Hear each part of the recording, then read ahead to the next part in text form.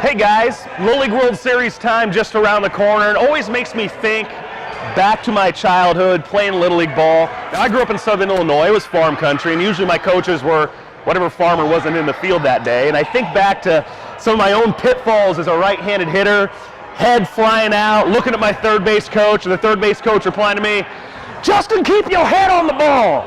Keep your eye on the ball. Watch the ball." All these things are common things we hear at a Little League Diamond in anywhere America across the country. But there's actually a true and valid coaching point to this.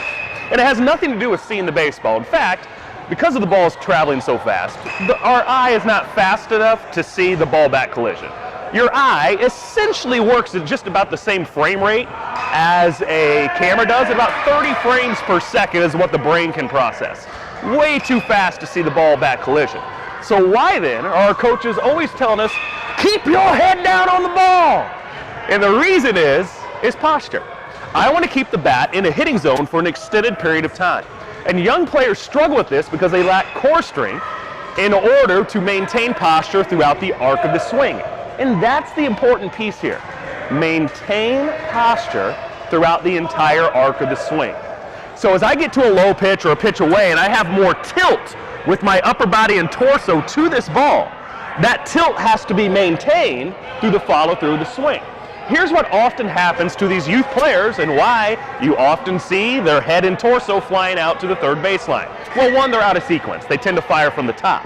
But two, their core isn't strong enough yet to maintain stability of the body in a bent-over position.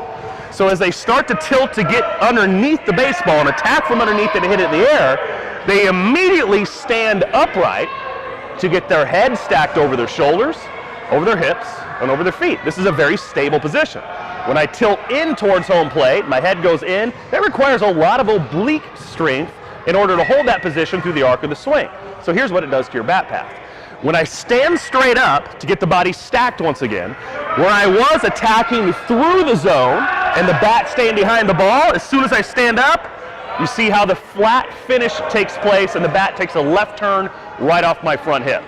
So players cut out of the zone really early and they're hitting in a small window. If I can maintain that posture through the entire arc of the swing, then the bat will stay in the hitting zone through that arc and I have more chances for solid contact. So the old adage of trying to get extension through the ball and keeping my bat on that path has nothing to do with my hands and everything to do with my body posture.